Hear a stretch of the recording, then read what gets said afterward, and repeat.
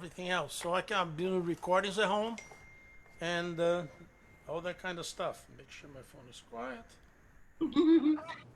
It's setting up our meeting for Facebook Live right now.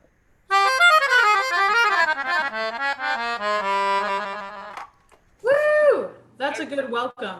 I should actually, do I have 2 minutes? I'll fill up my glass with something. I'll be right back. Yes, go do That'll give us a chance to introduce our guest today. absolutely. The wonderful, fantastical, amazing human being and musician, Jovino Santos Neto. Composer, educator. Yeah, like all the stuff, right? Yeah. Yeah. So I think we're in for a real treat today.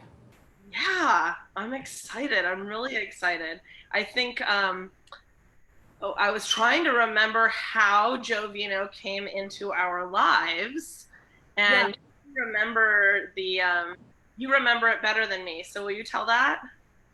Yeah, so we had been hooked in with a network of musicians who Jovino had assembled for various reasons. So I had been invited to play a premiere of a piece at a soccer stadium. Oh, yeah. You remember that? I do the All Nations Orchestra. Yeah, that was one of the coolest things ever. And then you had another piece that you wrote, I think maybe the same orchestra, but you needed a trombone player. Oh, no, I remember exactly. So I did it 3 times. Yeah. First time was only percussion. The guy said, find 22 percussion instruments. Trombone player. And then the second time was strings. It was only, and I had all kinds of strings: koto, sarod, two basses, no piano, but a string quartet, which was in the core of it. And then the third time was 20 musicians, like whatever. So that's when I had all the other instruments: trombone, bass, and oboe. It was a fun thing.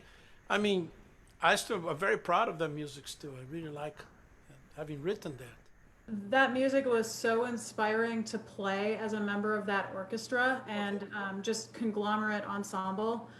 Kelly and I were so lucky to be a part of those.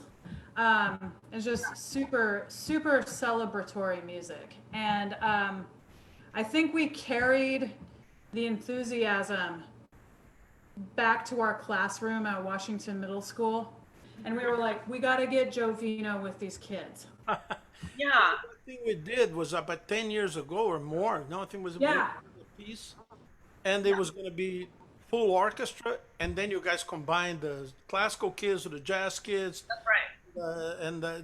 I have a video of that. It's on. It's Oh, wow. Yeah. Okay, well, I want to see that for sure. I'm going to back it up a little bit because what we're talking about today on the Beth and Kelly show is we're continuing to talk about how we could teach in a post-COVID or sort of during COVID world where your ensemble might be mixed up. You don't have, your concert band kids as a concert band, etc.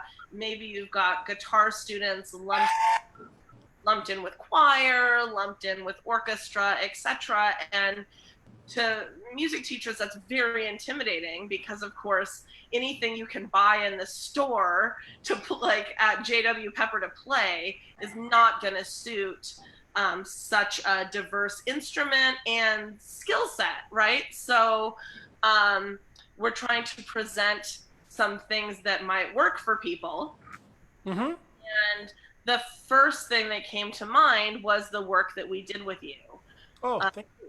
And so we thought we'd have you here today to talk about what we did with you and other things that composers could do to help music teachers at this time. Mm-hmm. So maybe we can break out what that project was that we did with you and our kids. Are you talking about the orchestra thing with the kids? Let's like really. Just posted on the chat the link to the video. Oh my gosh, Could Jovino. do you know how to open that? I'm gonna try and figure it out while you guys talk. I'm gonna mute myself. What you could do is you could click on the link, then it opens up in your browser, and then Yeah. you can share your screen. Oh, I'm totally gonna do that. Okay, Do it, set Kelly. Do it. the stage, and I will cue it up. Okay. So, Jovino, when we invited you to come and work with like 100 middle schoolers, maybe even more, maybe even like 150. Yeah. What was it? How did you feel as like a composer taking on that kind of challenge? Were you like, I don't know if I'm cut out for this, or how did you feel? I was totally, you see, my musical training, it was totally non-traditional, non-academic. It was, I mean, I worked with Hermeto Pascoal. Hermeto Pascoal, we work with everything. Yeah. We went to farms and play with animals. I mean, I'm not saying this is like the kids are like, but I'm saying we're ready for whatever. And it Well, total. middle schoolers can. I remember you had to bring a tuba player from Tacoma because our tuba player got in detention or something Oh, like that's that. right. That's right. Do you remember that? Yes. Well, this was as we were rebuilding our programs. So I think, only had one tuba player. And the night before the gig, he got suspended for naughtiness. And if you're suspended, you're not allowed to participate in any school activities. A tuba player. We didn't have a tuba player, so we got a ringer. And Nelson Bell, like, is my age. So at the time, he was probably 30. And he like a kid, though. And we put him in the outfit. And that's right. That's right. And Beth and I both played. But you know what happened? Because that piece, and I thought I was going to be the pianist. Because I wrote a piece that I said, well, I'm not going to, give the kids this material because you'll be expecting too much for the kids to show up and play something which I wrote for me to play. Right. And then we had two pianists who both of them nailed the part. Yeah. A lot better than I would. Oh, well. I mean, I would have to practice, right? They did practice. And when I saw them playing, I said, now it's going to be, I don't want to take this away from them. And both of them played. They had two pianos. And they basically doubled the piano part. One of them was the son of Nelda Swiggett. That's right. It was Jack Swiggett and Alice Marabe at that time. Yeah. And I think the bass player was the kid from Wayne Harvest. Yeah, it was. Yeah. Right. I remember because Wayne was in the audience. Yeah, that's right. Yeah. So that was so much fun. So I decided, okay, I'll conduct. And then I remember that I had originally it was written for sort of like a standard small orchestra. But you guys had harp, you had a whole bunch. So I made what do you call it, an appendix to the score. Yeah. I still have it. I mean, I'm good at librarian, keeping tracks of stuff. And I made this appendix with all the extra instruments, more brass, more stuff, because originally the orchestra had only 2 or 3. This had a big band, saxophones and stuff. And this is, in a way, was a great practice. First of all, I love the way it sounds. It sounds good. And 2 years ago, I was working with the LA Phil. So, and in a way, it was kind of like that. It was not a jazz. It was a classical theme. It was an orchestration of a piece that I did for the LA Phil, and I played piano. It was a small orchestra, like 16 players, like a chamber orchestra. But it was so much fun. So this is part of the process. So I never think of this as being something like outside of the flow. So everything I do is really, oh, there it is. Yeah, that's us there. Everything I do is part of that kind of work.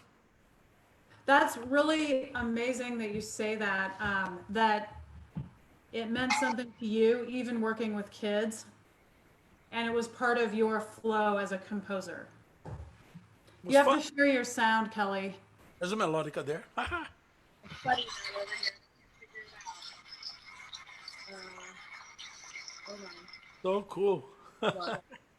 Yeah, my wife filmed it. She's Look at me. I'm like showing how not proficient I am at Zoom. There's a box like you have to click, share sound. Well, it really did not give me that as an option. Oh, here down below. Can you all see still see what's happening? no, it's gone away. The sharing. Oh yeah, there it is. And now we Awesome.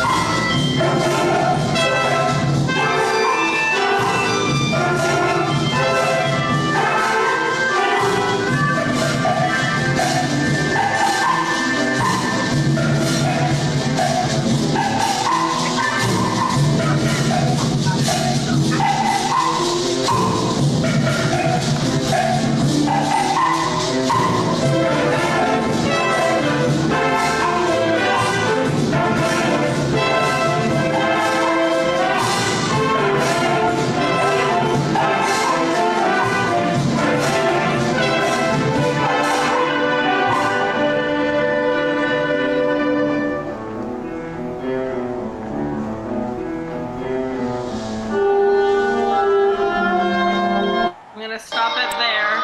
Not because I don't want to listen to every second of it, because I do, but so much to talk about I know. great. One thing in that what happened. was really cool is that I always enjoy working with young orchestras, kids. That is something that the level of energy, the level of connection, and of course the level of instruction that you guys, both of you gave to the kids by first of all teaching them really good foundation of music. You know that Washington Middle School was known for being the best musical program for Well, middle thank you. and all the other great schools. So that's no secret. But the fact that if you go play with a professional orchestra, they're okay. They're great players. They study. They went to the conservatory, and they learn how to read very well. The techniques are down. But the thing is, when you play with people with whom you also play basketball and you have lunch together and you hang out and you go to parties together, everything kids used to do in the schools because now, Right. but at least that kind of thing promotes a kind of like a jellification of the sound of the orchestra that it doesn't happen at the professional level. So, I mean, I've had experience of playing with schools in France, in Brazil, in the United States, and every time you do this, there's that glue, which sometimes in a professional orchestra, even though technically everybody's at a level of professional, they don't care about the person next to them or the person. I'm just here because I'm paid to do this thing. Yeah. And so you lose that thing which you have when you have a great jazz band. And Sure. everybody likes each other, and everybody listens to each other. So instead of being just, I'm doing my job, instead of being the bean counter, you write the notes a little, instead of just doing that little dot, dot, dot, and I'm just playing absolutely correctly. But there's no sense that you actually invested in the whole sound. So for me, as a composer, I mean, I've played with school orchestras. I've played with high school orchestras that do not sound half as good as your middle school did. Wow. So that is Thank something. you. And I'm not saying this because I'm here with you, but it's true. I mean, also the fact that you have good, solid bass section and bass brass section, good cellos. You hear them, and two pianists who really nail the part down. So it's like, I'm not going to do it any better than they're doing. They're really reading the part amazingly well. Yeah. You know what is amazing is I didn't realize how long ago we had done this until you just showed us that video. I was thinking that this was maybe year 3 or 4 of Beth and I being together, but in fact, that was looking at those kids, either my first or second year. They're all out of college now, those kids. Yeah. And So maybe, yeah. I'm totally. we were doing cooler stuff sooner than I realized. Yeah. Absolutely. But I want to encourage teachers out there to change up our thinking about who we have as guests into our classroom a little bit. And also, who is the leader? Yeah, isn't Like that one of the things I noticed in the video was there was a lady sitting in the back of the second violin section, and her bow was not going in the right direction. was her name maybe Beth Fortune? It's like, why was she not wearing the concert attire? And come around. Yeah. And then I heard some characteristic trombone sounds. Oh, maybe. So I know for a fact that you were sitting in that trombone section. Oh, yeah. No, you guys are in. Kelly has a signature sound. By Yeah. Yeah. True. But the cool part for me in this whole experience was like being able to take out my instrument setup and be a part of the synergy. I got to play in that orchestra, man.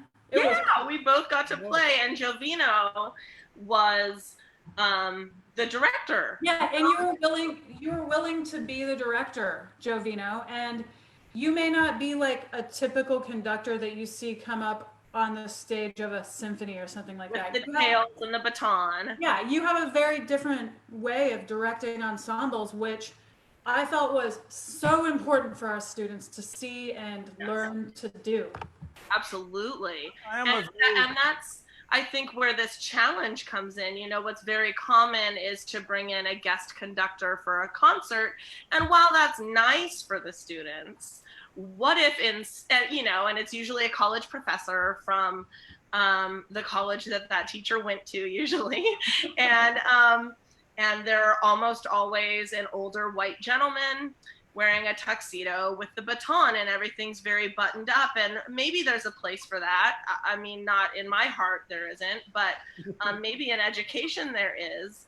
But for our kids to have you as the guest was so much more rich, because not only did they have a guest conductor, but also that guest conductor composed the music for them and was present in rehearsals to make changes to that composition to suit the ensemble. love that. And the moment. And you played an improvised solo. And what that teaches to the kids is that you are also a participant in the music making. I love to play. For me, it's you have to pay me a lot of money not to play. Because playing is the most. I mean, I'm a player. I mean, I can conduct. When I conduct. I'm playing the orchestra. Right. So there's this whole thing about the physicality of conducting, and I've seen some amazing conductors of all types, classical, jazz. You know, in the jazz world, many times it happens that the conductor he kind of rubs me off the wrong way. Conductor goes 1, 2, 3, 4. Then he sits there in the corner like. These are your kids playing this music, man. Why aren't you there with them? You don't have to hold their hand, but you just at least you should be able to move with them because there's a physicality to the wave. Right. Sounds are waves, right? So Right. the waves of the sound. If you're not being, I'm not saying you have to dance like a, vaudeville. It's not that kind of thing. I'm not a dancer, by the way. But if you're not moved, physically moved by the music, at least a little bit, if you sit there, I've seen conductors, especially in the jazz world, conducting with one hand and the other hand in the pocket, and they're like, You gotta look cool, man. recently, a couple of years ago, I was in a big conservatory, classical conservatory of music in Midwest, somewhere in Ohio. I'm not going to go into more details, but it was one of my arrangements. I have several arrangements that have like strings and jazz bands, augmented with the classical players. And this conductor, I was not the conductor; I was just a piano player. And this conductor, he was totally unwilling to give especially the jazz kids, at least 2 beats. So because when the music is syncopated, and that's actually a classical conducting technique. Right. If the music starts bum, bum, bum, bum, off the beat, then you have to give them at least a couple of beats ahead. Perhaps, yeah. This guy would just go and expect the players to go bam, because everybody's going to go in their own little tempo. There's no pulse. And I was just sitting there. I was not saying anything because I was respecting the conductor. I was not the conductor. It was my music, but I was a pianist. And I just saw this arguments going on between a kid playing saxophone and saying, I need more than that. And the conductor's looking at him. So, yeah, what exactly do you need? Huh? What do you want me to do? It's like, you want to conduct for me? And the kid's like, no, I'm just saying that I don't know how to come in. And the guy would not budge. And I was just like, Right. But I also think what you're getting at here is a really important idea to talk about a little bit, which is like this music is for other people. It's not about you, the conductor, and what you want. This group of people are trying to do this thing called music together, and we need to create that feeling. We have to foster that feeling of community. And Jovino, I think you do that so beautifully well. I don't know that it's our middle schoolers who you described them as having this infectious energy. But I think that it's reciprocal. Like you bring that energy and they also feed off of it, right? yeah, that's right. I think when people feel respected, Yeah. if you give the players It's like you walk in and said, I don't care who you are. I'm just going to do my thing and you follow me. It's like you put that wall. You're on the other side of the wall and I'm here. And if you don't follow me, you're wrong. I, Well, I think that the biggest thing that a good conductor can do and a teacher also of an ensemble is to be listening. So if you listen and maybe let's say my first conducting gig ever, I had just arrived in this country. I had never conducted any orchestra, and somebody was looking around for a conductor for the Nutcracker. I did not even know the Nutcracker. Dun, da, da, da, dun, dun, dun, yeah. dun. I thought that was a Nutcracker. I thought that was the whole thing. And then it was for a high school in here, Shorecrest High School here outside Seattle, and they were great kids. They were being mentored by some of the great. I remember the oboe player was being mentored by Alex Klein, who was like one of the greatest oboists in the world, who used to teach here at UW. But anyway, and it was that, and I realized that some of the technical, the string players cannot do because this just didn't have the digitate, the flexibility yet. Right, it wasn't under their fingers yet. But at the same time, we couldn't slow down the tempo because there was a ballet. Right. So the dancers could not jump in slow motion. That didn't exist. So I have to immediately, on the spot, say, hey guys, instead of playing the 16th notes, play every other note as an eighth note. So instead of playing sound so that the vibe of the music was preserved, Groove. tempo was preserved, and you lost a couple of notes in the middle. But at least, I mean, we did 3 performances. That was back 27 years ago. But we did the performances with the ballet, and then it was so good that we were hired back to play just the orchestra on the stage instead of being on the pit. Nice. Pit. And that was, for me, was so rewarding to work with these kids, and I still have to. They like the cards they wrote for me. Say, oh, thank Oh, you. Jovino, you're such a That's the mushy reward. guy. I love it. That's the reward. Yeah. Well, you know what this kind of makes me think about sometimes, and especially me in the string orchestra world and full orchestra world. It's just this really weird fine line between having to adhere to the Western art tradition or the classical canon and all of the rules that go along with the performing and conducting of that music, written and unwritten rules, so we're made to feel guilty as players and conductors if we aren't able to perfectly catch that tempo from the conductor just going, you know what I mean? Or if we as a conductor aren't able to imply the extremely crazy syncopated rhythm just simply by going, you know what I mean? So I sometimes think that it's time for us to move away from some of these older traditions that don't seem to serve people there very well anymore. I mean, isn't the question like, what are we going to spend months of our lives getting our students to behave in this one mode of behavior that's celebrated in the symphony orchestra? Yeah. Or music, playing music that there are no primary sources for.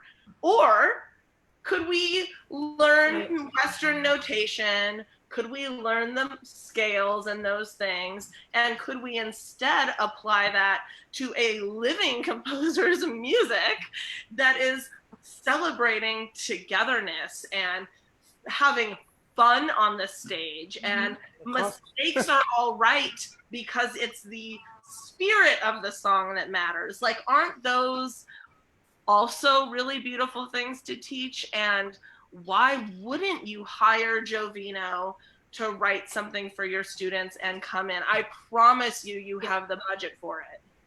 Yep. I think that there's a lot of that in basically it's what water did you drink? What's your source? Right? And that there used to be a time when people could actually be very successful doing one thing. Like you could be a bebop saxophone player, and there were all these clubs, and you could make a whole career going from club to club playing the bebop tunes, and you would be very successful.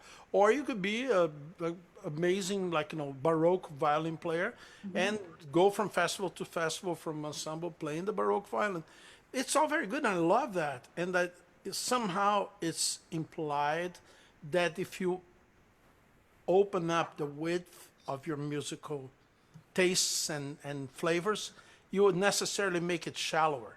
Oh, bad, but then you're going to be a, like what they say, jack of all trades, master of none. It would be, and that doesn't really exist because, in my experience, the more I learn about the music, say, of Mali or India or China or wherever else that I love the music from all these places, the more it's going to inform everything else because the music doesn't, it being the art of time, it's actually not. I mean, I love playing Bach today. Bach is so beautiful. Sure.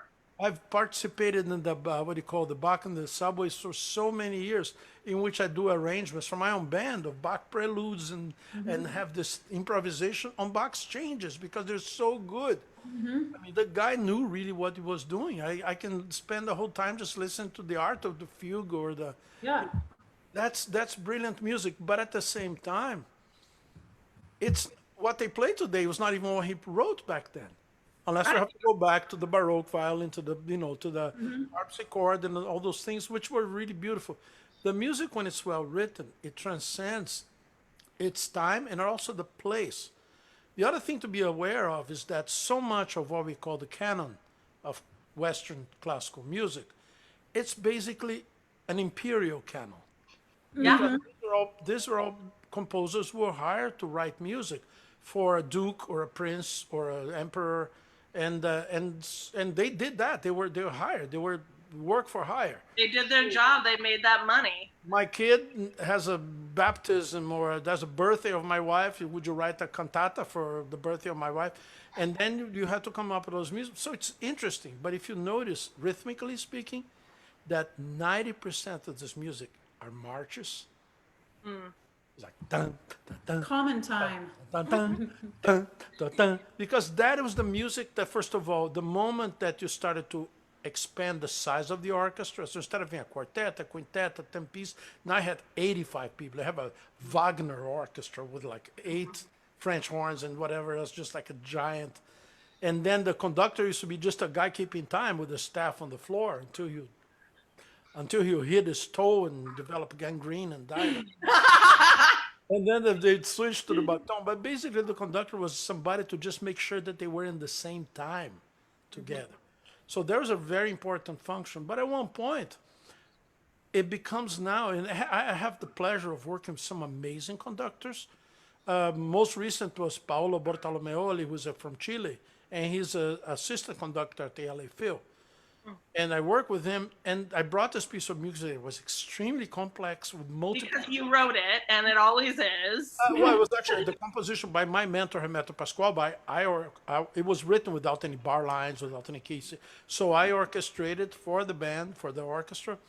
And he looked at it, and immediately he felt that music.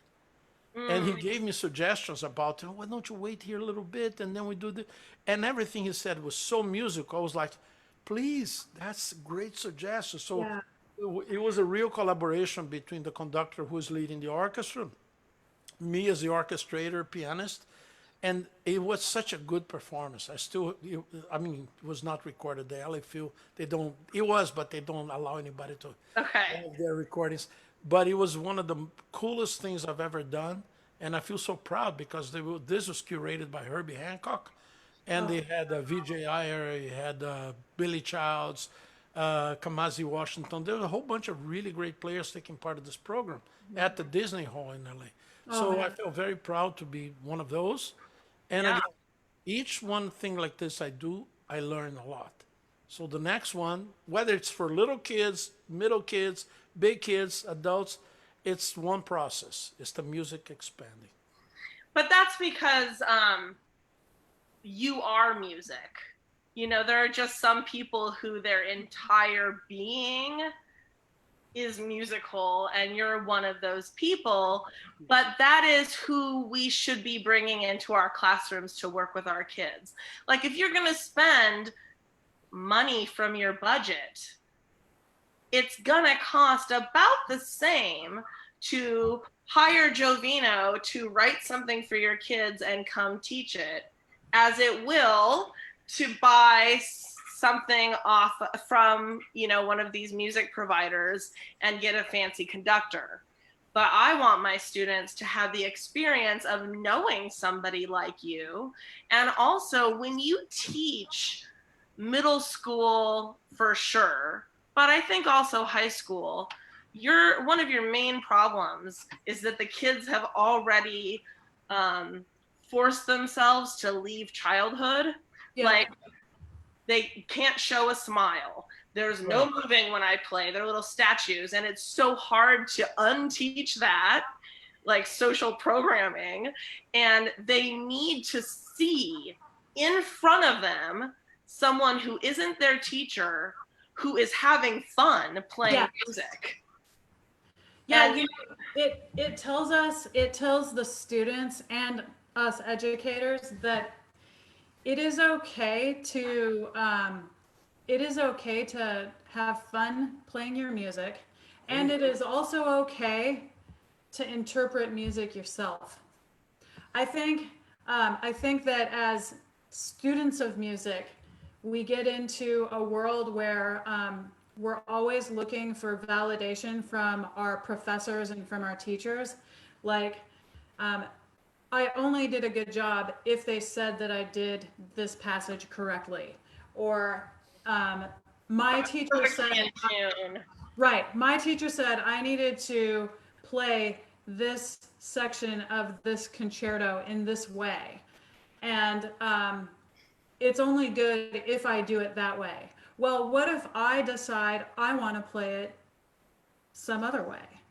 It took me literally until I was about 30 to be able to pour a glass of wine, grab a music stand, grab a violin, put some Brahms on the stand, and like dig into making that music sound the way I wanted it to, and not the way my teacher told me I needed it to be. That's a really cool idea. You know, I read a book once that kind of changed my mind a lot about the way I thought about these things, because I come from a world in which everything is very loose and improvised and everything. But I read this book. I forgot the name of the author, but the name of the book was The Perfect Wrong Note. You're sure if you Google that, you will find it online. And basically what this guy was doing, he was doing something called the Unmaster class, where he would show up, a whole bunch of musicians would show up, and he would put them in a circle. Not the other thing about the orchestra is that the orchestra is a hierarchical. It's like the army, right? The lines, the lines, the lines, the lines, the lines. So if you're way back in the line, you're the bottom of the totem pole. Yeah. So this hierarchical thing of the orchestra, there's a sound reason for that. So the projection and the horns facing this way, I understand that. But there's also a thing when everybody's in a circle. And what this guy would do, he would have, let's say you play the cello, put the cello aside, and you just sit there. And he would put some recording of some music on, and you're supposed to play air cello. But maybe he put like a punk rock record, and you holding an imaginary cello, and now you have to play air cello to this music that you don't even know what it is. But you get some sense, okay, what's going up, it's going down, it's going... So the moment you start to actually incorporate in your body, in your actual muscles and tendons, how you would feel this music, he says, okay, now pick up your instrument. And, but where's the score? Where's the chart? And I said, no. It doesn't matter if you get all the notes wrong. If you get the shape, let the music go cha cha cha or go cha cha cha cha. You know, it's different. So follow that with your body. Don't worry, you get to it. So you kind of like, as we say, you eat the porridge from the edges towards the center. You know, so you start by approaching the music from the surface of the music. And the fact that when we learn to talk before we learn how to write and read. Why don't we do that with music? Why does the symbol has to come before the sound? So, I mean, I have a grandson. He's like 8 now. He's taking piano lessons. And he's already doing this for a couple of years. He doesn't read anything. And he will eventually. But that's not the first thing. He's just learning how to put the notes. And sometimes, I mean, I sit with him, and we used to sit. I haven't gotten close to him in a few months now. But we have videos, actually. If you go look at my videos online, you see I'm playing piano. He's sitting next to the piano. He's playing something.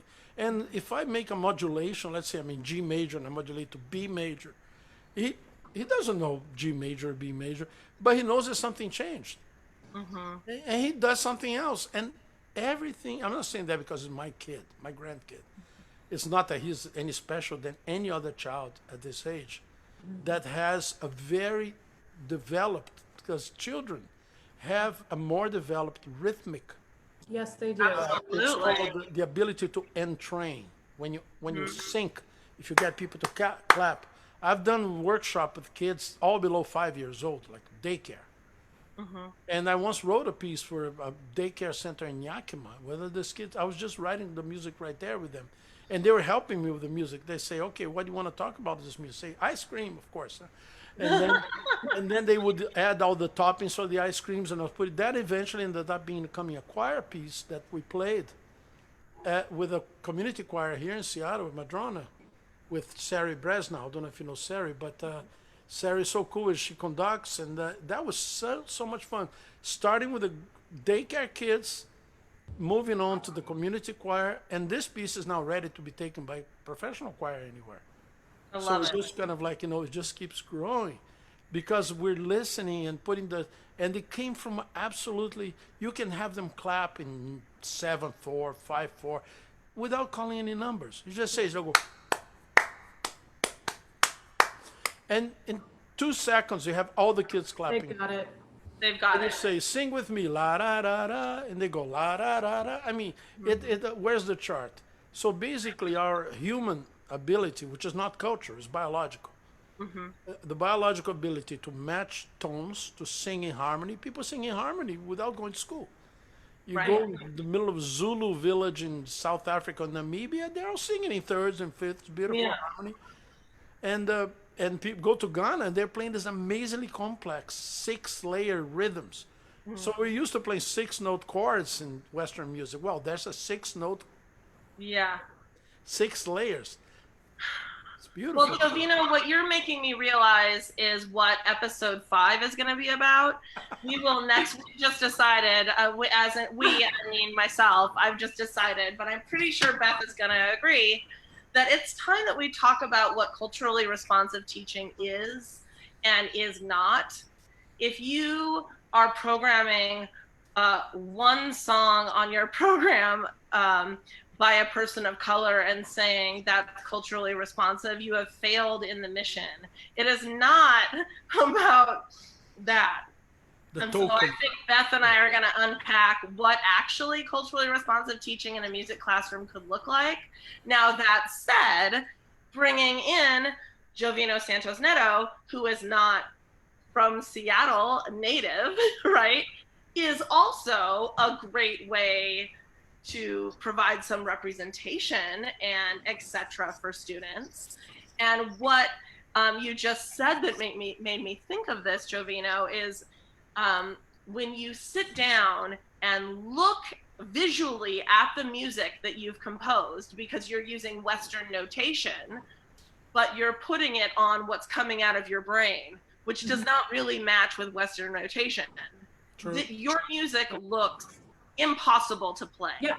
Like, it looks impossible. And when did we do that project at the Seattle Art Museum? That was recent. It was a couple of years ago at the Jazz Festival. Yeah, I got to play in a big band for you. For the Earshot Festival. It was so fun. But when you mailed the parts over, I had a panic attack. I was like, oh man, I forgot how hard Jovino's music is. But you have to hear it. You have to hear it. Sent audio files, and I closed my eyes. I got rid of the music, and it was so natural and made perfect sense. really the issue is that it doesn't line up with Western notation all that well. But what our students learned was how incredibly complex, how much more complex on paper or maybe chordally and structurally the music you were writing, the counterpoints, how complex they were, but how simple they were to you because of your story, how that all that music percolates in your body. It never started with being able to write it down in an easy to digest way. And what an amazing thing for our students to learn. And we never really had to talk about it, but they all retained that knowledge. Right, and they achieved success on being able to play all the crazy rhythms.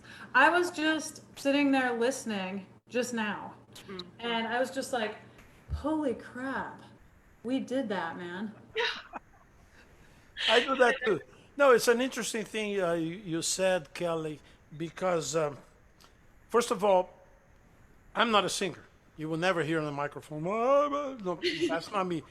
But I can tell you for sure that everything I write has gone through my voice. Sure. I cannot write something from my head because it sounds like it, or from my fingers either.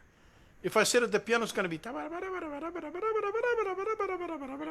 Sometimes it's fun to do that, but you know, then you play faster and faster, so, and people say, "Wow, that was really fast." Yeah, do you remember the melody? What melody? So for me, it's more important to go papiro way, payoro. What is that? Then I have to go.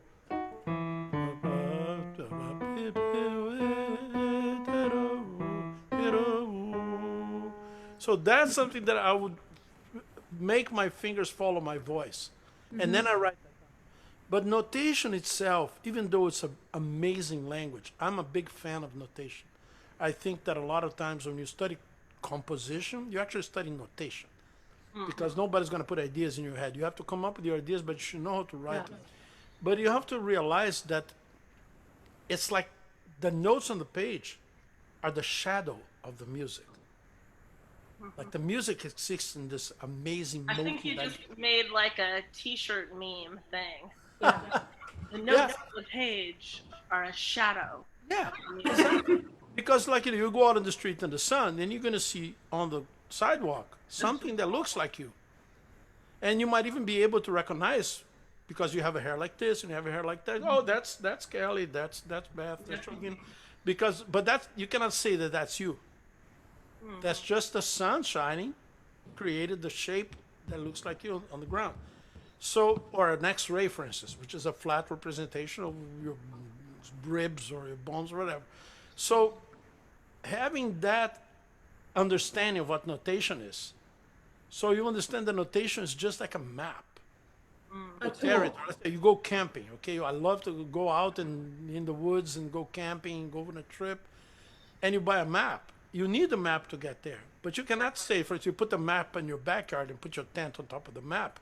It's not the same thing as going out camping, because you need to get out there in the actual three-dimensional experience of going camping, going up the hill, down the hill, whatever that is. And so, but we need, the map is really useful because, first of all, if I wouldn't have the charts for everything I've written, I would have forgotten totally about everything except the last month of what I played. So, but having the archive of music is excellent. I love, and not only my own music, I work with my mentor, Remeto Pascoal, just as a show. Like this is what I'm working with. I love show and tell. Yeah. This is our Remeto Pascoal. You see here? Yeah. This is like, that's that much. This is just one. I mean, there's thousands. Right. And I'm putting this into finale because this is amazing music that has never been performed. I love that. So I have a mission to be able to extract, and from this I write all the chords, I put all the voices, I put it in a way that any of you could read this music. Yeah. Because now it's, if I give you that page, you're gonna go, ah. Yes, you will, and I have, and our kids did. I mean, we shouldn't shy away from talking about like how much pre-teaching, of course, went into our experience with you. You know, you sent us parts. Is this going to work? And we both said yes, even though we weren't sure, because we wanted to try. We just waded right in. You know, just You jumped know, in. we were learning right on the spot with kids. Right. That And is just a yeah, testimony of how good you both are in Wow. being the intermediary between the crazy composer and the kids. So you kind of buffer. we call that artist interface. Perfect. You nailed it. You nailed it. It is. And that is so important. I mean, I teach a lot of Brazilian music. I live in Seattle for so many years, so I've taught a lot of different Latin and Brazilian ensembles. So if you come to the student and just say, here's the way you have to play this, and it sounds like I'm kind of like dictating something, that's totally going to turn them off. Right. So I have well, you know, also, I think teachers who maybe like me, I'm a white lady from Montana. I would get, if the world was like that, I would get scared that I was going to do it wrong, therefore I wouldn't do that music. Right. So, like, we have to be able to, like, as educators, we have to be able to wade into this world of the unknown. Right. We're gonna make mistakes. Yeah. The thing that's most important is making the right choice about that is our control as a teacher. Who we bring into our classroom and what music we play.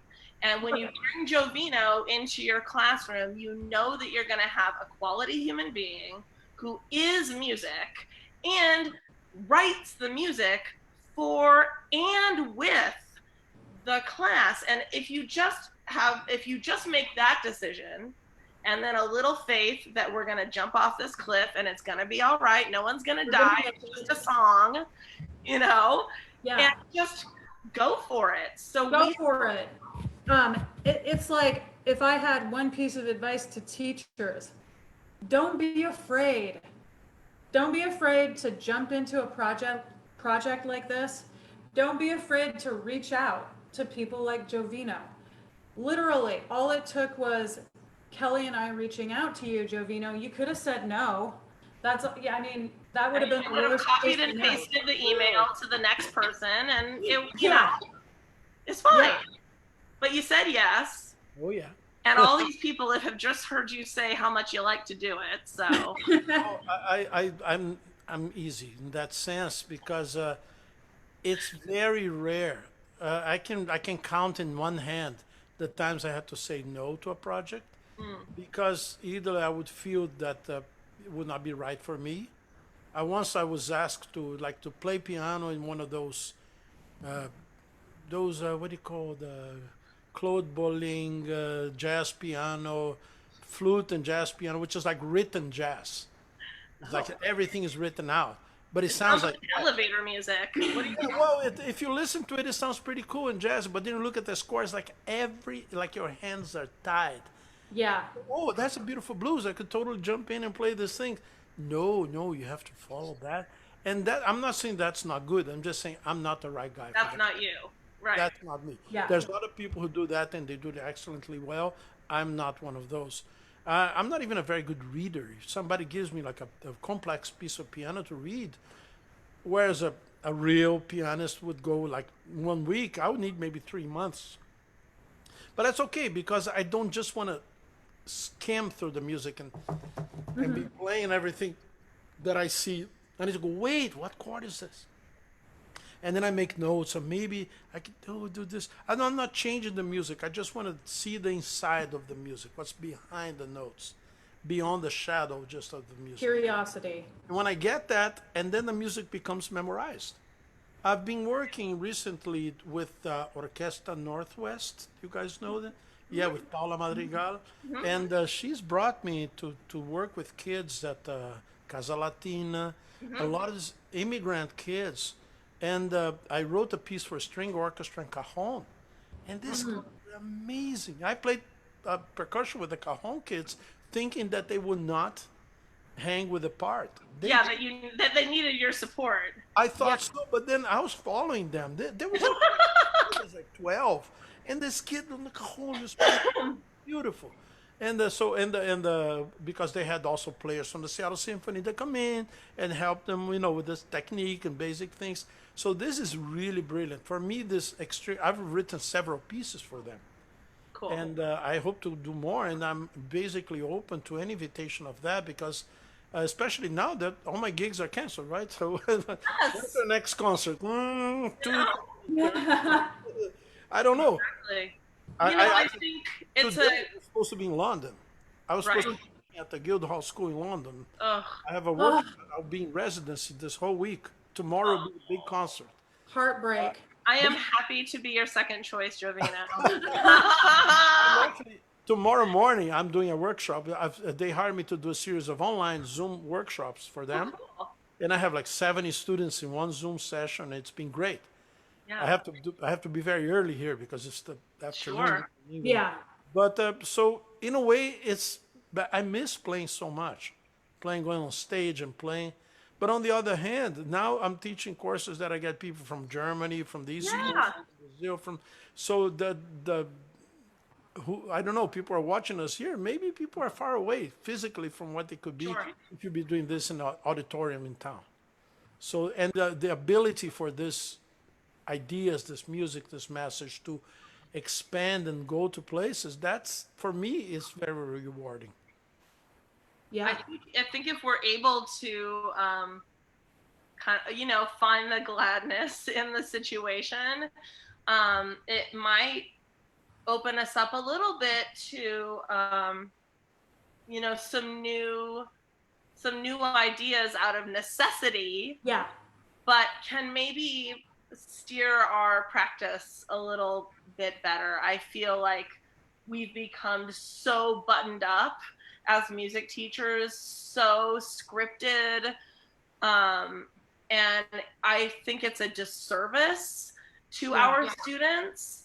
And I think that what we really need right now is to remember that music is our happy place because one, just music, but also the togetherness, also how our bodies move and what music does for our disposition. And I think this is a good time to remind ourselves and our students of those things. And I hope that when we come back together, we have a new value system of what we're actually trying to do for our music students. And I hope that your email starts blowing up, Jovino. Yeah.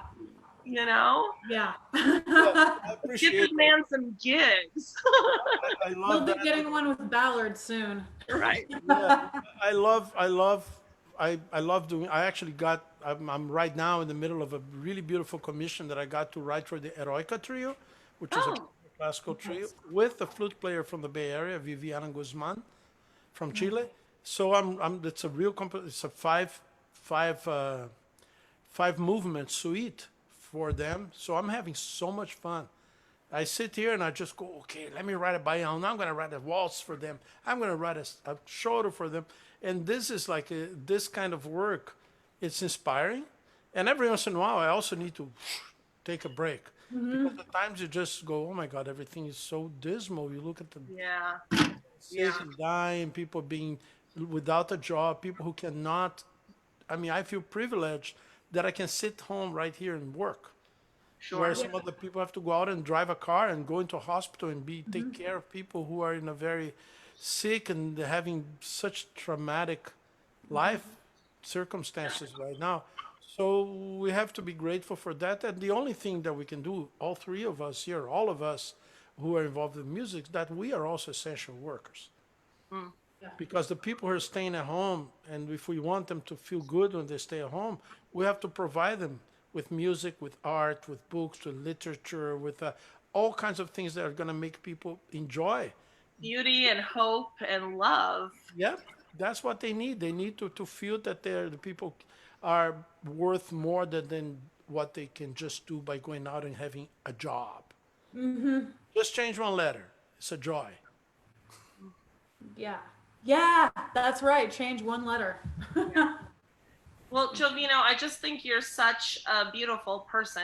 And um, we're so lucky that we have you in Seattle. I mean, Yes. truly, truly. But I think it's a really important reminder to teachers out there that you've got to harness your community. You've got to Who harness the lives community. who lives where you live, and who brings something to the classroom that uh, does something that you don't do. There, I could never, as much as I want, Yeah. to be able to teach and play and think the way and hear the way Jovino does. It's not who I am, but it's what I want my students to experience. So you need to bring people into your program that enhance your work and also provide something that you can't. We can't all be everything to, all the time. And I want my kids to work with somebody who's gonna pull out a melodica on the spot and take an improvised solo. That's a And, threat. you know, and I want someone who's gonna just grab a tambourine and start jamming out with the group and stop conducting. Like, Yep. that is what I want for my kids, and I'm not gonna be able to pull it off. Why would I try when Jovino's down the block? You can, because Not like We'll try. I can do an impersonation, but first thing, don't tell anybody, but I love you both. You guys are such amazing, inspiring. you. we did not ask you to say that. But thank you. So it's really from the heart that every opportunity I will have to have you guys be part of anything that I'm involved with. When I have the call, would you like to have? You know, you're on my list always because Oh, thank you. You don't even know how like enriching the opportunities are.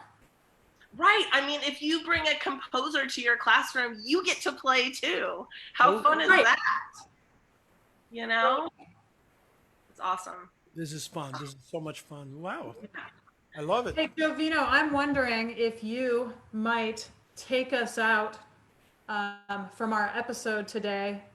Turn to your piano and play a little Good stuff. music. I will. Ah, we'll just, Make up I something. won't say a word, I swear. Here we go.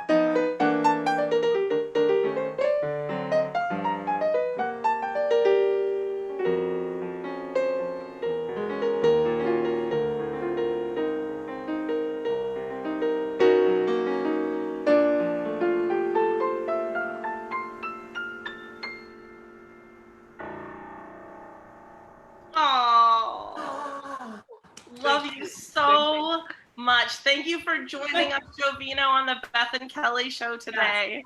Thank you, you guys. Besos. Love you. Thank you. Bye, everybody. Bye bye.